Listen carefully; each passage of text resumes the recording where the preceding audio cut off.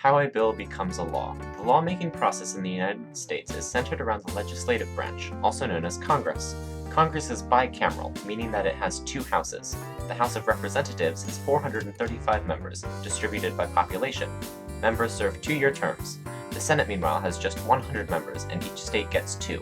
They're elected for 6 years, with 1/3 of the seats up for grabs every 2 years. Now with the basics out of the way, we can move on to the first step in the process.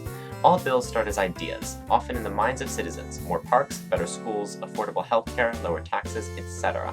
Essentially, what do we want our government to do? This is representative democracy in action. People can write to or call up their representative or senator and ask them to create a bill doing what they want. The citizen input is key to the political process, although 2/3 of Americans may not know it. After all, that's how many didn't show up to cast their ballot in the 2014 midterm elections. However, as you are a responsible citizen, you can feel free to learn about the legislative process of the United States. The first step in passing a law is the introduction of a bill. For the purpose of the video, let's say that you find fault in the inclusion of the phrase, "under God," in the Pledge of Allegiance. You think that it contradicts the Establishment Clause of the Constitution, so you write to your representative and they think that it's a good idea too. They can then write up a bill and introduce it into their house. A congressperson in either house can introduce a bill. However, budget bills must start in the House of Representatives.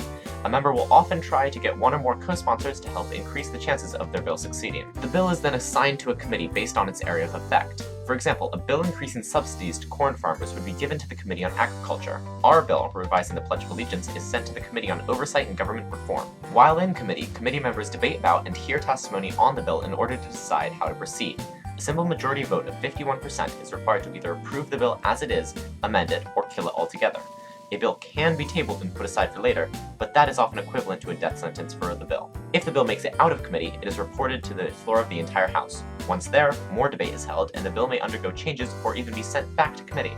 Ultimately, a final vote is held, and once again, a simple majority is required to take action. If the bill is approved at this stage, it is sent to the other House of Congress, where the process begins anew. The bill is introduced and then sent to committee again. More debates are held, and the bill is either approved, amended, or killed. Another simple majority vote of 51% to pass. If the same version of the bill is passed in both houses, the bill goes directly to the president. But, as is often the case, the House and the Senate don't agree, and pass different versions of the same bill. Then we go to the conference committee. The committee members are members of both the House and the Senate.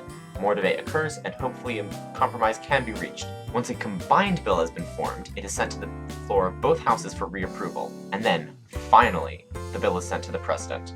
The president has 3 options once they receive the bill. He or she can either sign it into law, veto it, or ignore it. If the latter happens, then the fate of the bill is dependent on whether Congress is in session.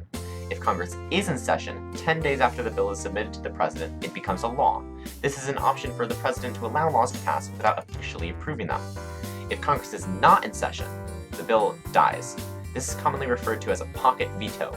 This gives the president an option of getting rid of a bill he doesn't like without seeming counterproductive. If the president vetoes a bill, it returns to Congress, where it must gain a supermajority vote of 67% in both the House and the Senate to pass, but this rarely happens. If everything goes well, the mere idea will be entered into the United States Code.